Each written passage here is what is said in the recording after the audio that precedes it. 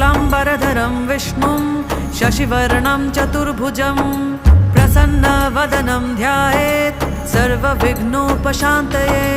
व्यासं वसिष्ठनप्तारं शक्तिः पौत्रमकल्मषं पराशरात्मजं वन्दे शुकतातं तपोनिधिं।